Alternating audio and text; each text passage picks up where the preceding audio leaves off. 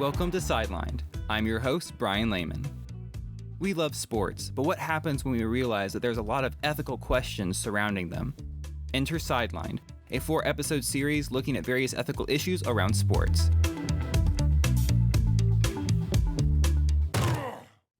For this episode, I sit down with Bill Haywood, a religious instructor in the region, to discuss how alcohol and gambling are ethical issues that we need to be concerned about, specifically when they're involved with sports. All right, well, I am here with Bill Haywood. He works with the Abington Church of Christ and is an adjunct instructor at the Tri-Cities School of Preaching, and we're here to talk about alcohol and gambling and how they relate to sport and why it's an ethical issue. You know, Bill, it's something that is just so socially acceptable anymore that I really wonder how many people think of it as an ethical issue. And so we're just here going to present some information to maybe help some people think about it in ways that they may not have before. Absolutely. You know, I think one of the issues is kind of the libertarian mindset is so prevalent in our society today. And so there's this feeling that, hey, just let me do what I want to do. But there's very little thought about the consequences as it bleeds over to other individuals, and ultimately, really begins to affect all of our entire society. Yeah, and sports is often called a microcosm of society, and people may go to sports to escape the issues that they see in the rest of society, but that's not really how it works because there's people in sports, and people have problems, so sports have problems. So let's look at a couple things here that kind of tie this into sports, and then we'll just to kind of show the connection, because this isn't a podcast that talks about, alcohol and gambling, but we're talking about it in relation to sports. So I have this source here from a national university released online. It was released in April 2019, and from Medical Express. And in this article, it says that researchers from the Parisian Laboratory of Social Psychology, the University Grenoble of Alpes, France, and Monash University found a positive and causal link between alcohol sponsorship and alcohol-related attitudes, as well as specific brands being advertised. So that just kind of brings out that it matters. It matters what they show us. People show us advertisements because they want us to buy it. And part of this study was just to show that it works. You see alcohol on TV, and if you're somebody that's willing to engage in that sort of thing, it does influence you. Oh, it does. Now, and just in all fairness, it's a little bit difficult to make the argument because it's not a problem to show that there's a correlation. Now, to make the case of causation is a little bit more difficult. But I think honest people can look at it, not only the correlation, but it's really a very strange thing to me. We've not picked up on the alcohol thing. We picked up on tobacco use.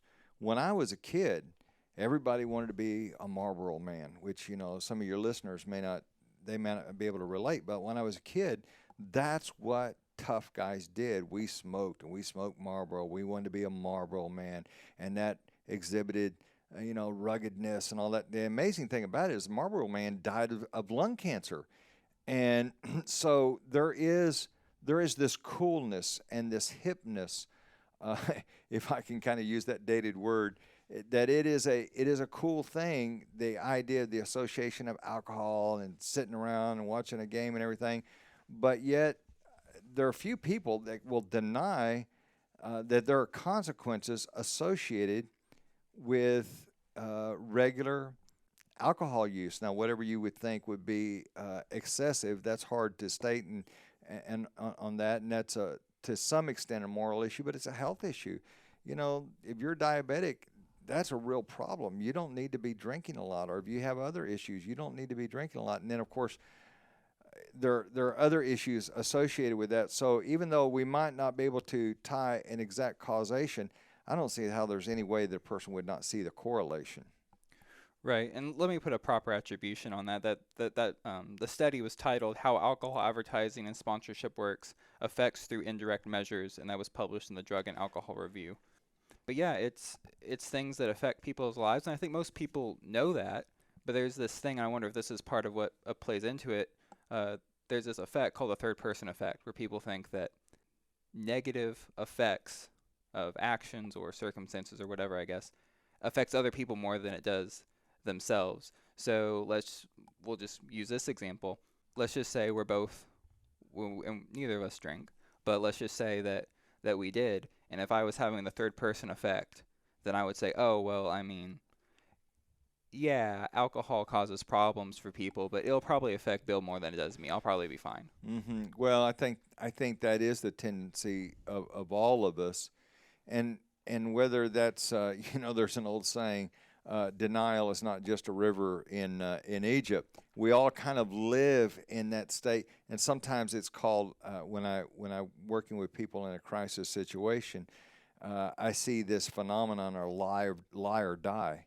If there's something that I really want to do, and I know that it's detrimental, I'll just change the narrative. Even if I know it's not true, I'll change the narrative, and I think that happens a lot in activities that render a high emotional reward, and sports do. I mean, it's fun. It is fun, especially if your team is going, and so yeah, I definitely get it, and if you mix into that some bad habits, you're ramping up a situation that could be very dangerous. Right. Let's just to kind of show how prevalent it is in sports and how much sports actually plays into alcohol consumption. I found an article from 2016 published by Forbes. They found through survey here charted by Statista said that U.S. sport drinking 84% were consuming alcohol while watching American football on television, and 83% enjoying it at a stadium. And that just seems very high to me. If you take 100 people and they're all watching football, what this survey or this measure says is that 84 of them are drinking beer or alcohol of some sort while they're watching the game. Mm-hmm. And it's not much lower for other sports. No, and there's that kind of there's some type of something about it that it just seems like, hey, this is the cool thing to do when we're enjoying this sport is we're going to drink some beer and we're going to and have this experience together. Of course, the bad thing is depending upon where it happens, society has pretty well acknowledged the dangers of drinking and driving. As a matter of fact, I found it rather interesting. A while back, they began a campaign about buzz driving, and they said, buzz driving is drunk driving. So if you're at a stadium or if you're at an arena, I can remember as a kid, I grew up in San Antonio and would go watch the San Antonio Spurs. As a matter of fact, I started watching the Spurs when they were still an ABA team, and it was common. There'd be guys in there throwing back the beers. Then you think how many of these guys are going to go out to their vehicle and they get into a vehicle and they're buzzed. So that's a problem. But even if you're at your home, now the statistics are absolutely overwhelming for the problems that it causes at the home. This is from New Hampshire Department of Social Services. 40% of all suicides involved alcohol. 54% of all violent crimes involve alcohol. 80% of domestic violence involves alcohol. And so, if I was to tell you now, Brian, if you go out the side doors here, we got a problem with rattlesnakes out there, and there's a high likelihood that you're going to get bit. Or you can go out the doors in the front, and there are no snakes up there. The rational person's going to say, I'm not going out that door where there are rattlesnakes. But yet, when it comes to alcohol and these events and all the excitement that goes along with it, it goes back to what you're saying, the third person effect. It's not going to happen to me. It's not going to happen to me, but it does. There's another thing that goes along with that, Brian. When we think about the fact that not only does it hurt the individual, but the other individuals that are hurt, obviously seen with reference to domestic abuse. But this is another survey. 90% of indigent, needy children are the children of parents who use alcohol. Mm-hmm. 90% of your indigent children. That's an amazing thing. And, you know, one of the problems with the third person effect is that we begin to become absorbed with the idea that what's important is me. It's me. As a matter of fact, a philosopher by the name of Francis Schaeffer, he talked about the default worldview that people come to when they leave any type of moral based ethical standard. They fall back to what he termed as personal peace and affluence. I want what makes me feel good. I want what makes me comfortable, and I want what I want when I want it. Well, the problem with that is a lot of innocent people get hurt along the way. Not only are the individual that's engaging in this behavior hurt, but children are hurt, and also something that's really hard to measure is setting up the pattern where this becomes a normal lifestyle for another generation to do this, and that next generation will exceed what the previous generation has done. Hmm. I don't think most people who drink are okay with this. If I think if you went out and you asked people, "Hey, are you okay with domestic violence and assault and neglecting children and all these different awful things?" I think most people would adamantly say no. That's not okay. But I think maybe part of the problem is that we've disconnected alcohol from those things, but the statistics show that it's very much involved. Yeah, I think you're exactly right. They would be against it, but there's this disconnect. And incidentally, you know, we talked a little bit about this before the podcast began. There is there's kind of a double-edged sword. Part of it is good marketing, and part of it's really sinister because if there were accurate depictions of what happens as a result of the use of beverage alcohol, those commercials they would kill beverage alcohol sales. But instead, they have these commercials that are kind of funny. There was one a few years ago. These guys go into a store to buy some essentials. They're going to buy chips and toilet paper. Oh, and of course, beer. And then they're short of money. And so they have to make a decision. What do they keep and what do they put back? They keep the beer and they put back the toilet paper. And everybody talks about it. Ha, ha, ha. Well, you know, here's the reality. If they depicted an accurate commercial, it would be not a cool looking guy going in there. It would be some guy going in there stumbling and bumbling, and it would be a choice between the children's supper and beer, and he chooses the beer. Now that sounds dramatic, but I've been in the situations, I've seen this situation in life. And to think that there, and this is not every person that drinks. I know that. I'm not saying that. But we encourage that kind of environment that creates these sorts of situations, and it's not funny. It might be funny to think about them putting back the toilet paper and keeping the beer, but when you think about the dad that doesn't buy food for his kids, doesn't pay the rent, doesn't keep the lights on, and you know, as you get, and I'm, because of what I do, I'm in contact with these kind of people. Matter of fact, for several years, I did classes at the local prisons on substance abuse, and you hear these prisoners talk about how bad they messed up their life because they either became addicted to alcohol or they became addicted to drugs. And it's amazing because you got these guys in there, they're big, tough, brawny guys, and you see them break down and cry and say they wish they had never taken their first drink. And then I go home and I watch a commercial where they make a mockery out of people drinking. They're like, yeah, it's just all good fun and it's all just so great. And that's not the truth. It's horrible. Mm-hmm. And you mix this together with a sporting event, and this is the ultimate in coolness. We're going to watch this basketball game and we're going to throw back some. And in the process, lots of people are getting injured to one degree or another. Hmm. And I actually have a more immediate. It's a bit removed from me, but definitely more personal in my family history. My great grandparents, I won't mention names, but my dad's mother's parents. Her father was a drunk, and you mentioned, this is what made me think of it. You mentioned not feeding kids. He was a drunk. He wasn't good to his wife.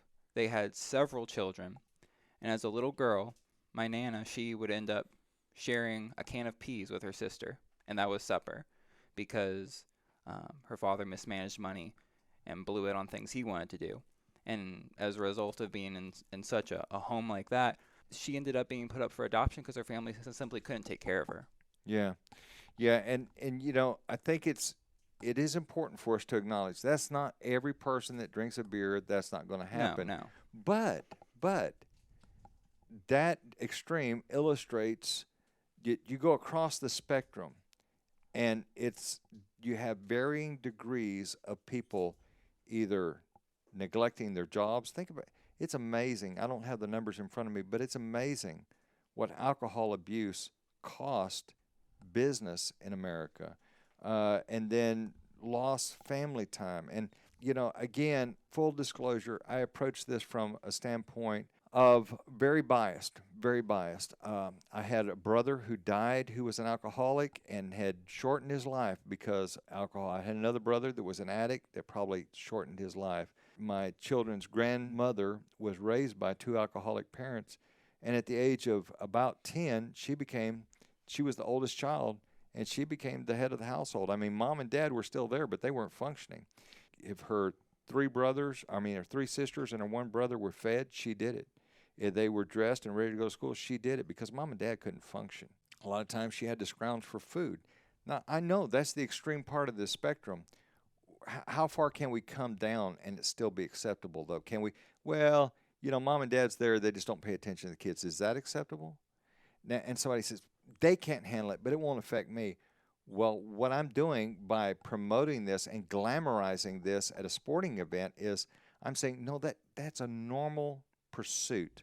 And there's going to be a lot of people who are injured and harmed to one degree or another because of this harmless thing that is tied to sports.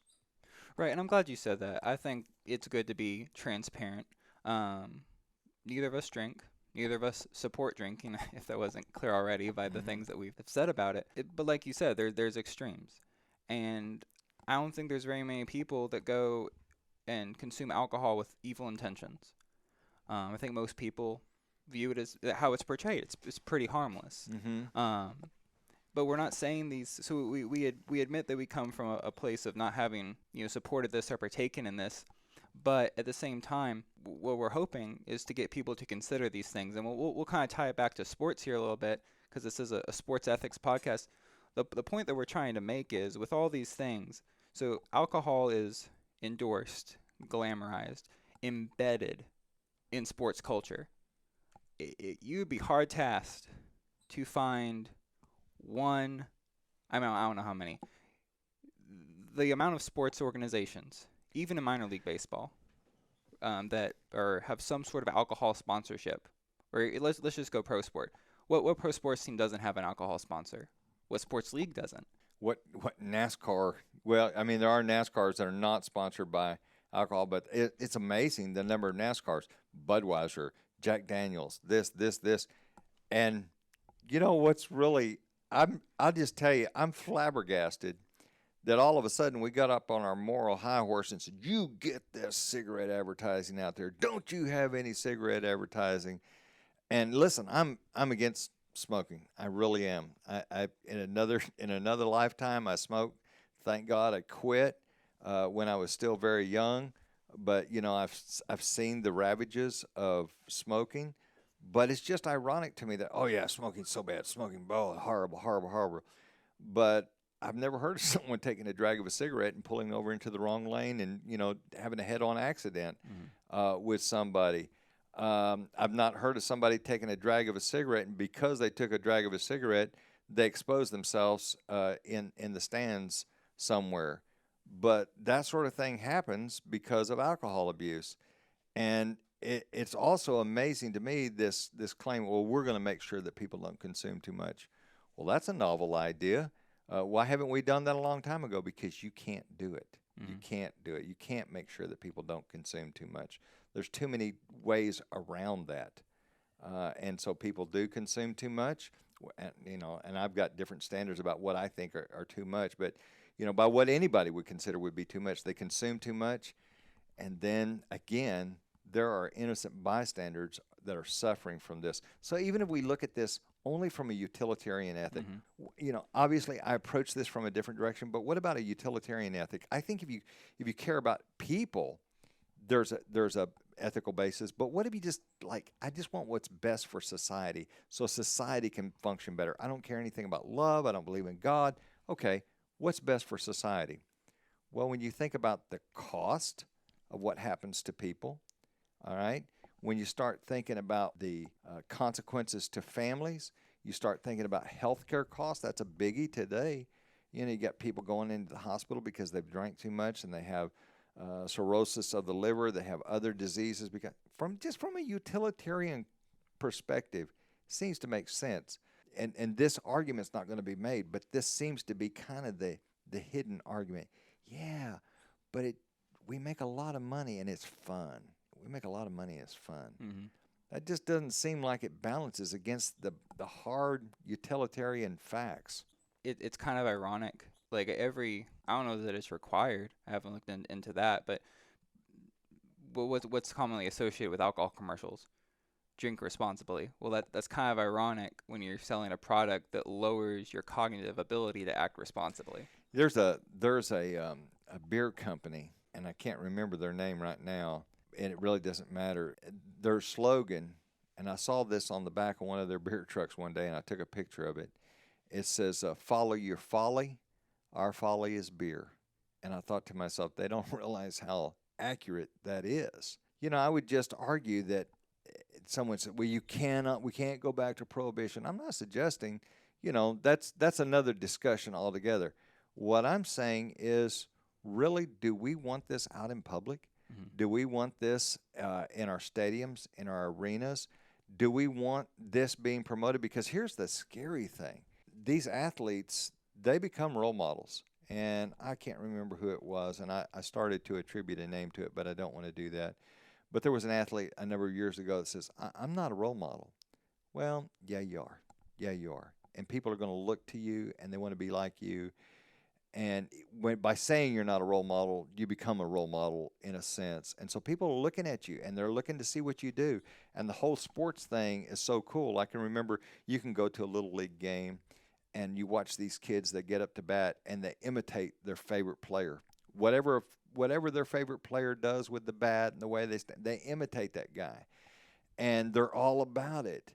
And they're going to continue to do that in all aspects. And it's going to, and they see the commercials where, like, hey, man, the announcer came on, said it's the seventh inning. Let's have this brief commercial. And there's this funny commercial about Budweiser. It's going into that little kid's subconscious. Is that really what's best for our culture?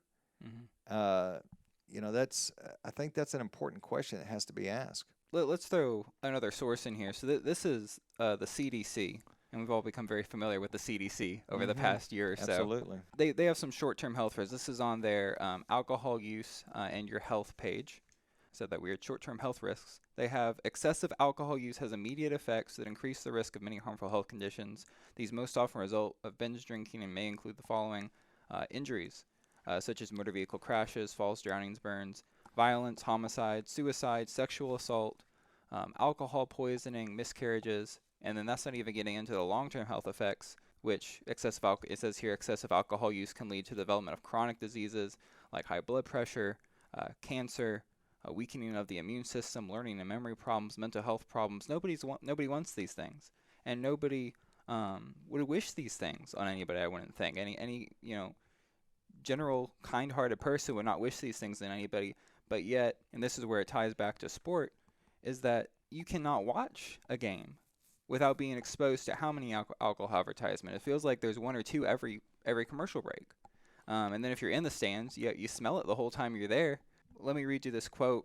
This was from the study that I mentioned mentioned earlier from a national university. The study's co-author, Professor Kerry O'Brien.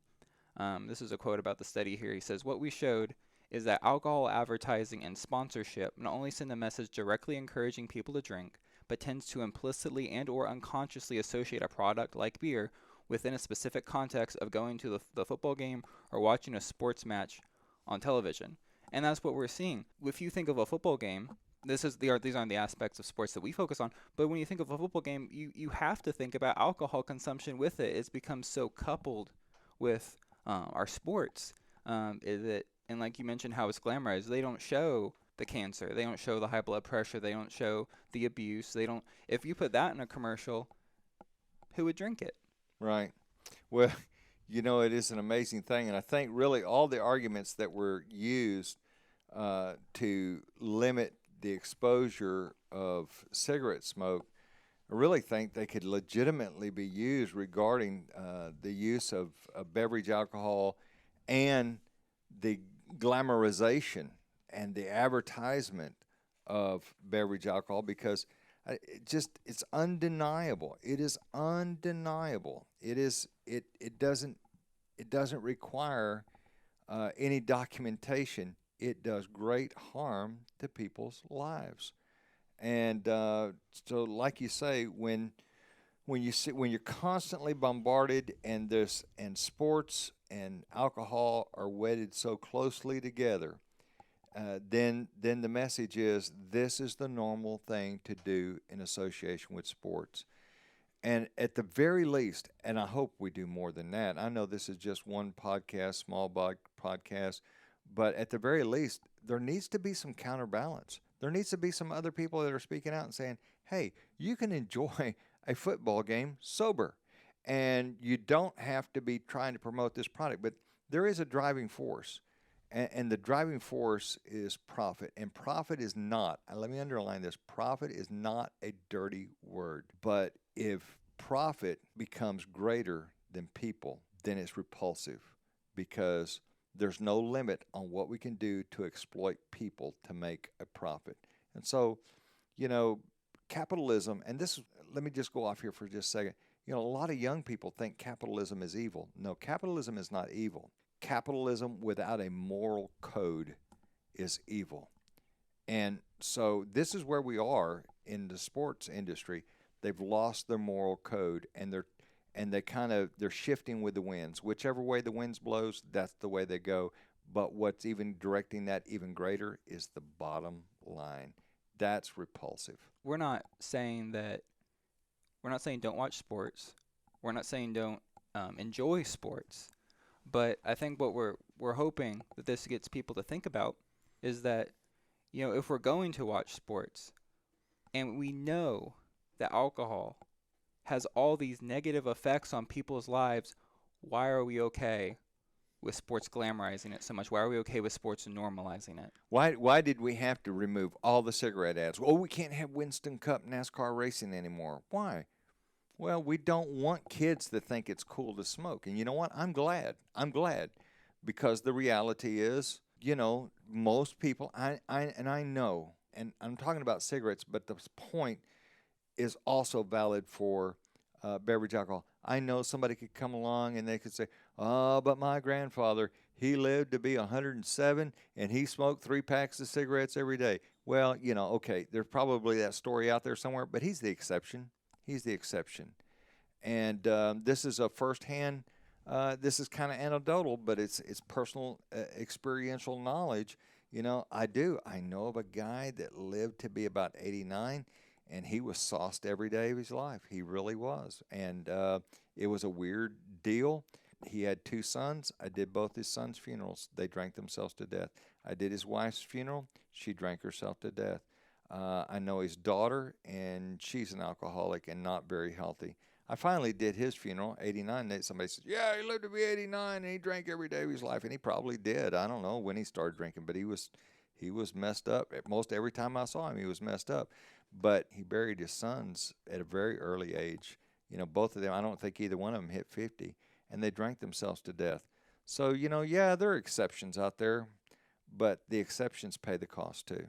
Well, I'll say one more thing, and then let's transition over to gambling and sports betting, that sort of thing. If you're listening to this and thinking that, well, those are rather extreme situations, well, then do some research on your own. Look at the statistics. The statistics are what show that these things maybe aren't as extreme as you might think. The statistics show how common these negative effects that I don't think most decent people would not endorse the negative effects of alcohol.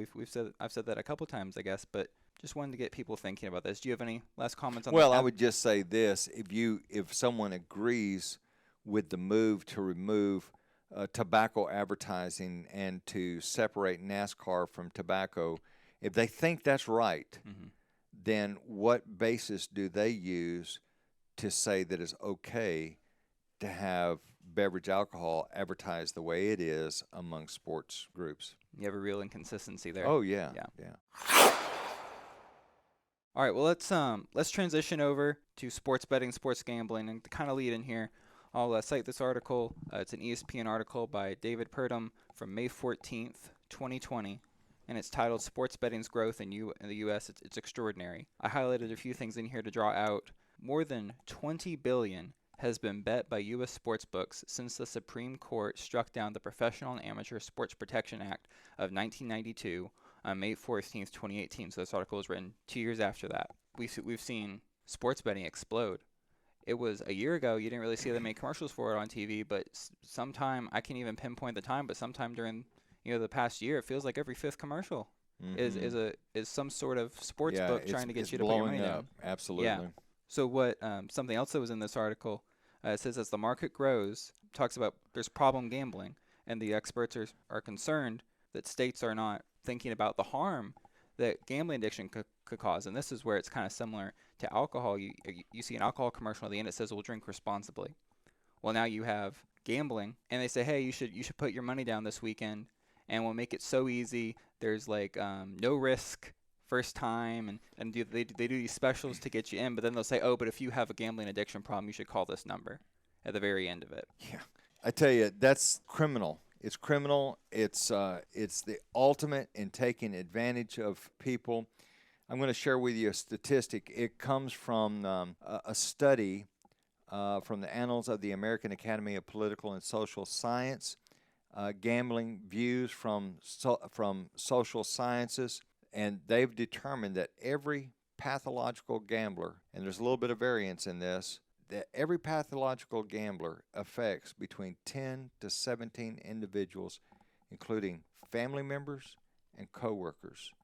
Now, what does that mean? That means the landlord who cannot collect the rent because a gambler has wasted the money on one of these gambling websites, betting on games or however they gamble. And someone, no, let me tell you something. We're just talking about ordinary people here. You're talking about a gambler who can't buy food for the children. You're talking about a gambler that can't pay the light bill. You're talking about 10 to 17 people. And so you got small business people that are being hurt and affected because of gambling. What I'm about to say it just makes me so, so angry, because this is what I'm about to say is an anti-argument. People made this anti-argument. When I say anti-argument, I mean it's just completely illogical.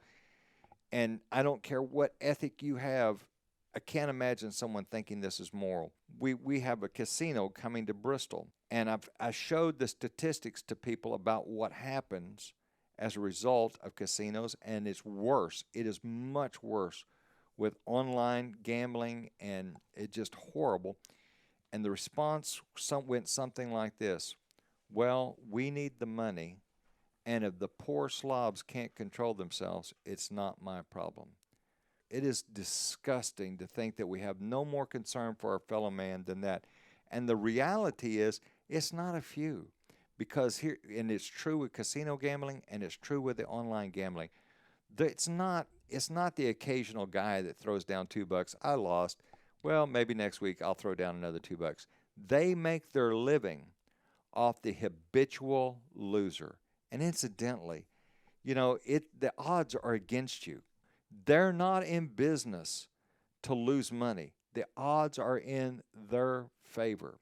And they set you up not only to lose, but to chase your losses. It is, I can tell you some more about that in a minute, Brian, but it is just the most immoral, horrible thing. And so this idea about being against gambling does not come from some puritanical place. I mean, this is just, if you have any concern about your fellow man, then you should be opposed to gambling, and especially this making gambling so easy and so accessible. And in a minute, I'll tell you some more about what these gambling sites and operations, what they do. Is just horrible.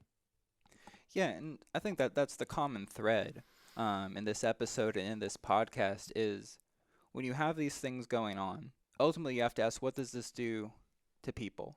No matter what religion you may ascribe to, maybe you don't ascribe to a religion, where no matter your economic status or your marital status or your education level, whatever. I think we all have to agree that we need to treat each other right. Well, I would hope we would I would agree with it. hope. Yeah, I would hope. Maybe there's some that don't think that, but if not, then I mean that's a whole other discussion. But yeah. that's kind of the basis of morals and ethics is how do you treat other people? Mm-hmm. And the reason we bring up these issues is because what's so associated with these things is people being mistreated. Mm-hmm.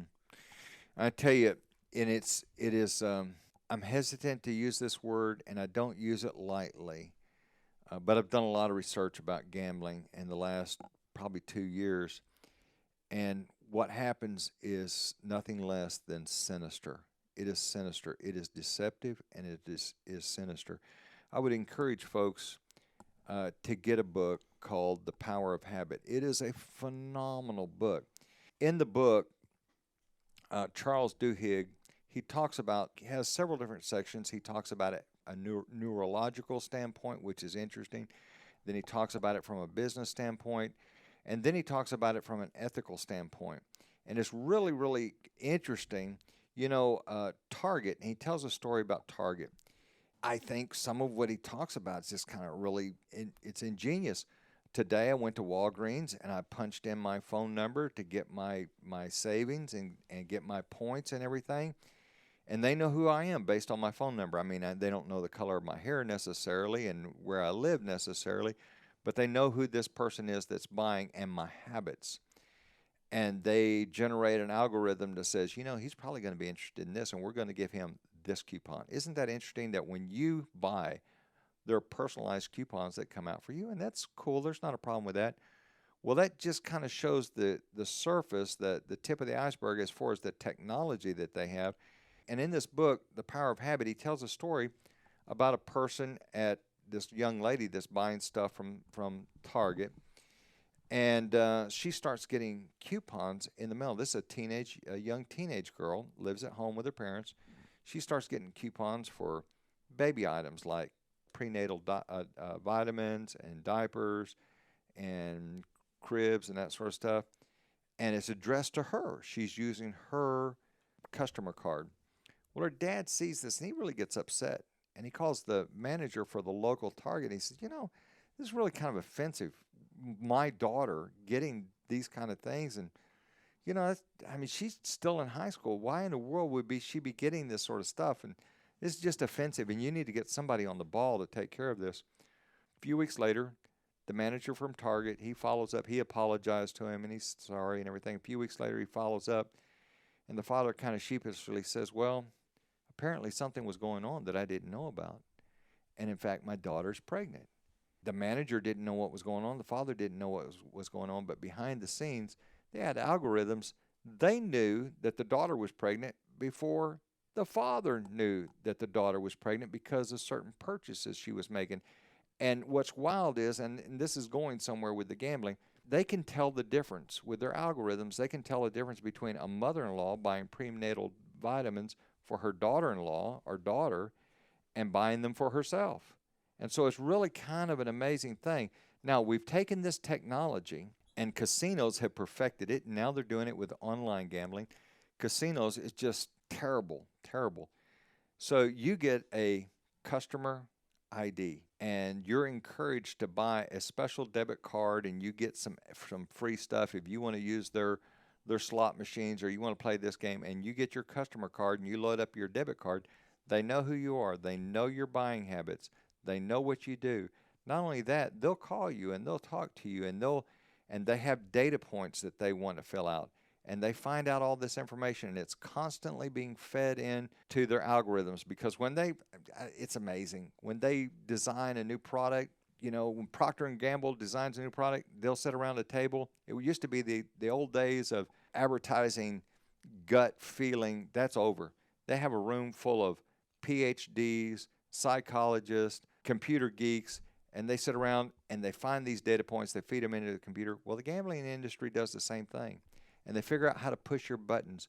And what they're looking for is not the guy that comes in and throws, I'm going to spend $5 on the slot machines. Ha ha ha. I'll come back next year and try again. No, no. They're looking for the person that is an habitual gambler that will chase their losses. They need the person to chase their losses. Now, I know I'm going a little long, but I think it's important for folks to realize this. And you can read about this in the book, The Power of Habit. In that book, he talks about the fact they know how to figure out what you're worth. They figure out what you're worth, and your emotional cosigners what they will cover for. In other words, people who are not really obligated, but mom and dad will bail you out for an extra $100,000. And they've ascertained, okay, this person is worth $800,000, and their goal, if that means you have to sell your house or they take possession of your house, your cars, your stocks, your 401k, their goal is to have you gamble. There's a term they call it gambling to extinction. And when you're over, they'll kick you to the curb. But up until that time, they're coming in and saying, hey, how you doing? It's good to see you, man. Glad you're here. Hey, come over here and play this game. You start losing, and they know when you might be in trouble, and they send a special host down that's assigned to you and says, hey, I know you're having a hard time. I saw you were having a hard time. Hey, listen, man, don't worry about it. The next $100 is on me. Just go on and go back. Because they know when you spend that $100, the house money, you're going to spend another $300 of yours. That's sinister. Now, they take that technology to get you to gamble to extinction. They take that technology now and they're using it in online gambling, in sports betting. They're robbing people. Just to prove the point, walk into your local Walmart and look at at one of the machines that they have for the lottery. And that's a horrible thing too. You'll see lights going off and it's all set to stimulate your brain for certain reactions. So you get this charge just like you would if you're playing a game or something, and you're buying the ticket. And it's not the reward is not so much the win. And if you get a win, there's a reward there.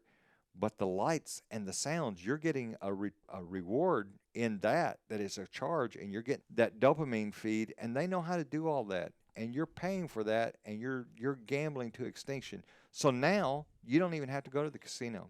You don't even have to go down to the local. In Virginia, we have slot machines in your local gas stations. And incidentally, as I understand, they're tied back to the casino as well, and they can figure out who you are and how to push your buttons. Now you can do it online, and they find out all your information, and they push your buttons and get you to keep gambling to extinction. Oh, what a great thing for our economy to have more people bankrupt, to have more people neglecting their families, to have them not meeting their obligations for small businesses like furniture stores and car lots and landlords. I'm sorry. That is the most grotesque, evil thing that they could have ever come up with. And if that was done with alcohol, I think alcohol is horrible. But if a local owner of an establishment called up an alcoholic and said, hey, you haven't been in a few days, why don't you come on in? The first 3 drinks are on me. Because that bar owner would know that, okay, if I can just get him drinking, if I can get the pump primed, he'll just drink all night until I have all his money. If that happened, that guy would probably lose his liquor license. But yet, that's exactly what happens with all types of gambling. Thanks so much for breaking that down, because that really shows kind of the insight, and that's the side that we don't see and that we won't know about unless we look into it and did the research, like you yourself looked into it and did some research on it. And by legalizing sports betting and the state, any harm that comes from it, the state is now involved in it. And by being engaged with it, the sports that we enjoy are now involved in it. And they just opened up. I mean, I'm sure there's lots of people who gambling did not appeal to them before. But now that it's in sports, with how invested and involved people are with sports, I don't gamble and I don't plan to, but if I were, it would be for sports. Well, it's sort of like the fantasy football and that sort of thing. I'm not very competitive. I don't know whether you would call it a high threshold of competitiveness. I'm just not a real competitive guy, but there's a few things I get competitive about. And if I was a fantasy football kind of guy, I could see this as just one more layer to the competitiveness. I'll show you, and I'm going to do this, and look what I got. And there, I tell you, there's a strange phenomenon. A matter of fact, I was reading an article the other day and doing some research about not necessarily gambling, but online gaming, and kind of some social shifts that have happened. And I'm not really prepared to say that there's a definite causation here, but there's something really sinister that happens when we can do things that we wouldn't ordinarily do in public, but we can do them in the isolation of our home. I think we see this a lot on social media. People say things on social media that they would not say to a person face to face, and we do things in the isolation and the perceived privacy of our home that we wouldn't do out in public. And so all of a sudden, I lose $15. Well, that's a bummer. And then a week later, I lose $30, and I go on and I go on and I go on. And Dr. John Kemp, Professor John Kemp from the University of Southern Illinois, he is probably the foremost expert on gambling in the United States of America. He literally wrote the book on casino gambling and online gambling, and he's been fighting against the problem of online gambling because they see where it goes. And he approached this from a very interesting perspective. Back in the early 90s, he was a professor of business and economics at the University of Southern Illinois, and he was approached by some state officials. Said, "Would you guys do some studies on this? We're considering setting up casinos, regional casinos in Illinois. Would you see what you think about it?" And he and his team originally thought, "Wow, this sounds like a great opportunity." The more they looked at it, the more they realized that all forms of gambling. Let me underline this, and this comes from John Kent. As a matter of fact, I did an interview with him. You can look it up, or you can find any number of YouTubes by John Kent. They found that all forms of gambling are actually a form of economic cannibalism. It hurts other businesses in one form or another because money that should be being spent on hamburgers are being spent on gambling. Money that should be spent on buying a new car is being spent on gambling. Everybody thinks it's great. Everybody thinks this casino that's coming to Bristol, man, that's going to rock, baby. No, the statistics, and we're not guessing about this, we know this is true. We've got 40 years of looking at regional casinos. We're not talking about Las Vegas. This is not Las Vegas. We're talking about regional casinos. Every slot machine will ultimately result in the loss of 1,000 jobs.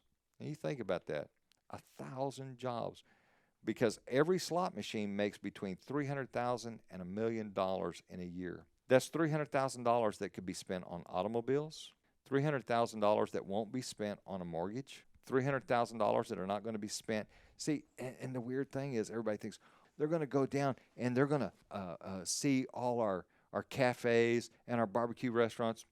Well, first of all, and I know we're talking about sports betting, but they're one and the same in the sense that they're driving force. The casino does not invite people in so they can go out. They invite people in so they can stay there. And so it's going to cannibalize the businesses in Bristol. Well, sports betting's actually worse because they're inviting you to join them while you're sitting on your couch. You're not going out and spending that money. You're wasting that money while you're sitting on your couch. You're wasting that money, and it's going to somebody who knows where, and help the economy. It's going to help somebody's economy. It's going to help some wealthy people, but it's not going to help you, and it's not going to help the average person. Gambling is just, I heard it put this way, gambling is a tax on people who are bad at math. I mean, it's horrible. I just don't see how a rational person could do that. And then, like you say, to attach that to sports and the normal excitement that goes along with that. And I've experienced that. I mentioned a moment ago, as a kid, I grew up watching the San Antonio Spurs, and they were not that great a team as I was growing up as a kid. And I can remember in 1999, I was in Managua, Nicaragua, during Game 7 of the playoffs, and it was the Spurs' first time to make it all the way to the finals. And I can remember, a bunch of us sitting around a TV in Managua, and it was like we're going crazy, and these Nicaraguans are like, look at these guys, they've lost their mind, and we had, because it was such a big deal. Now throw into the mix the added adrenaline and excitement of putting a few bucks into the deal, and it's not just between a couple of guys. Hey, I bet you $3. No, no, no. We're going to jack up the stakes by doing this, and we know how to. Matter of fact, extract more money from your wallet. It becomes more than just a couple of guys having a little side bet. It becomes a sinister effort to get you to gamble to extinction. And I think we definitely agree that the argument against this is, of course, the human argument. How do you treat people? But you mentioned also the economics of it. Like it affects more than just the person losing their money. The government over the past year has released a few stimulus checks, and people have different thoughts on that. That's another conversation. But why is it called a stimulus check? It's going to stimulate the economy. And how does it do that? It's through the multiplier effect. If I give you $1 and you spend that dollar at the store, well, the store owner can pay his employee, and that employee can pay the rent, and then that rent owner can renovate their apartments, which attracts wealthier tenants, and it is on and on and on and on it goes. That dollar does not stop after one purchase. So what you talked about with this economic extinction, it's the inverse of that. It's a vacuum that just takes money away from where it would have gone. So now that person who gambled away their money, well, they can't buy that. They can't take their wife out to that nice dinner. And then that restaurant owner doesn't have as much money to run his business, and on it goes. In the reverse, money that should have been there that wasn't. Yeah, and what's really sad about that, and I studied quite a bit about this, and I'm very grateful to men like Dr. John Kent and others, Les Bernal and others who are actually experts in this field. And the amazing thing is, we've got the data, we have the stats, we know what happens with this gambling. And you take Bristol, Virginia, for instance, it's going to become an economic black hole, because here's the reality. You've got to have some hard product. There is no hard product with gambling. They say, well, it's entertainment. Well, actually, that's not really true, because when I go to the movies, I don't have somebody chasing after me to make me stay at the movies all night long, or trying to force me to buy popcorn and Coke. I mean, they might have enticements there. I've gone to the movies and perhaps spent more money at the movies than I should have, but I get some true entertainment value, but I can still go home and pay my rent, buy groceries, that sort of thing. It's not unusual for that to be just the opposite. And as you were talking about that economic black hole, here again, what they're doing. And I tell you, it's a weird thing that's happening in our society. To some extent, we have to decide how we're going to manage our data, our personal data. Are we going to go off the grid? Because the reality is, unless you're going to become a ghost, so to speak, your data is out there in one form or another. They don't need your Social Security number. They don't even need your home address. They can get enough on you that they can figure out how to push your buttons. And I mentioned to you before the podcast began, the new oil is data. They want to collect as much data as they can, and they sell that data, and they move that data around, and they put it through their various algorithms. And some of it's not all bad. I like the fact that if I'm shopping for shower doors, that when I hop on Facebook, hey, here's some shower doors for me to look at. Or if I go to Home Depot, they figured out what I'm looking for. It's kind of convenient in a way. But you take that same technology and you apply it to online betting. And let me tell you something. You don't have to answer a lot of questions. That data is already out there floating around in cyberspace. People have, your cookies and other things and crumbs that you've left across cyberspace is being collected, and they know who you are. I'm not talking about your address or necessarily your name. They will figure that out, and your Social Security number. I'm not even talking about that. They know who you are, and they know your buying habits, and they can run that through algorithms, and they can say, okay, here's what we got to do to push this person's button to get them to gamble to extinction. And now that reverse effect that you were talking about, it begins. Guess what? Money's made, but not by you, not by your community, not by the state necessarily. And everybody thinks that's great and awesome. Just from a pragmatic, going back to a utilitarian ethic, is that good? to kill the business in our community? That just doesn't make any sense at all. That's something that, I think people have a problem with outside of the context of gambling is taking money from the people who need it and giving it to the people who already have money. And But yet in gambling we say that's what ultimately happens, but we don't think about it that way. well, you know what's really weird about gambling, and this really hit me last year, is it is a transfer of funds. You know, we talk about a transfer of wealth, redistribution of wealth. Well, that kind of happens in gambling, but in reverse. You know, we think about redistribution of wealth, which I don't agree with. I don't think somebody else's money. I don't have a right to someone else's money. But in gambling, what happens is we're redistributing the little bit of money that people have, and it's going to the wealthy.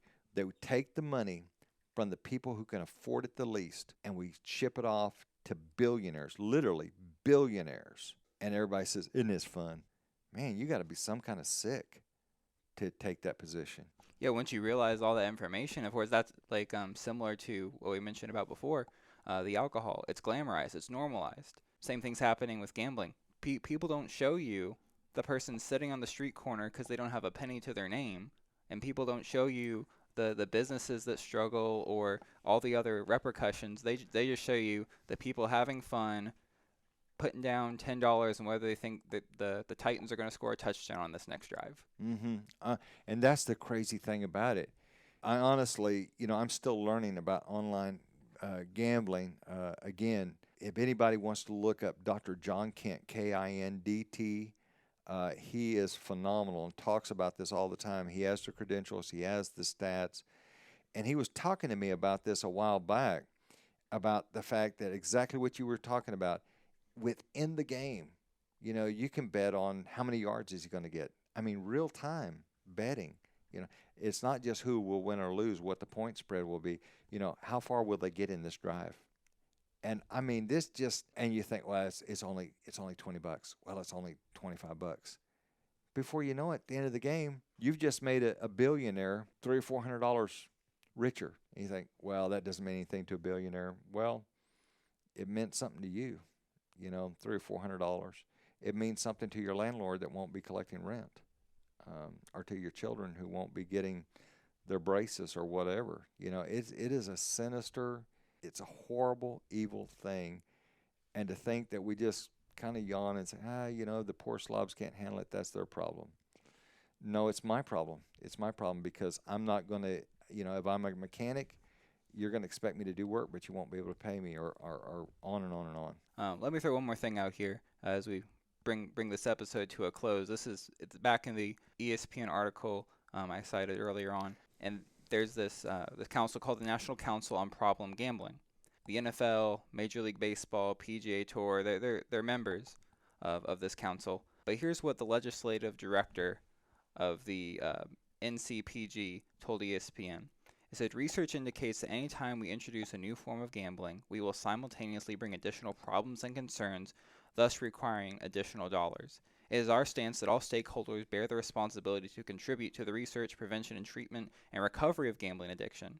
If you profit from legalized gambling, you share the responsibility to pay for the negative consequences that can come from it.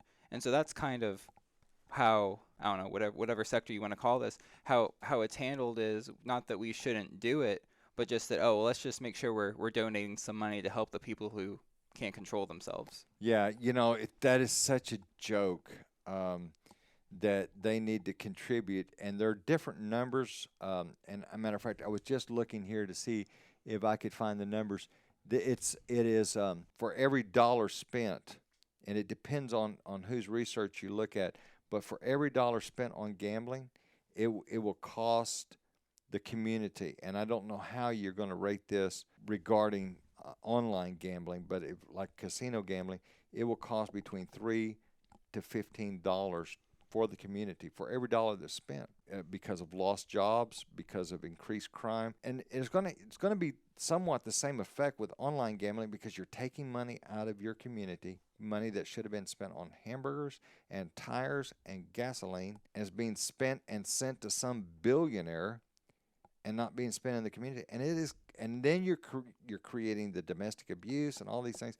Yeah, it is costly. It is not in any way a legitimate economic generator, and somebody else's entertainment is not a fit justification for doing harm to me, my family, and the rest of the community through the economic and social consequences. That's right. We've got to treat people better, and that's really what all this revolves around is no matter what we do, let's treat people well while we do it. Absolutely. All right, well, thank you so much, Bill, for taking some time out of your day I really enjoyed sitting down and having this discussion with you. I really think you brought a lot to the podcast. Thanks. And I hope that people will think about these things of alcohol and gambling. What does this do to you, but not just to you, but to your family? And what does the real evidence, the real information, what does that show it does to our society? And as we consider these things, I hope that we'll all consider these ethical issues and treat one another better. Thanks for listening.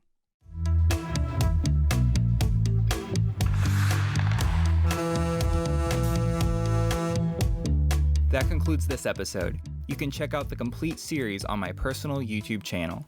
Thank you to my guests, as well as the faculty and advisors in the Department of Media and Communication at East Tennessee State University. I'm Brian Lehman, and thank you for listening.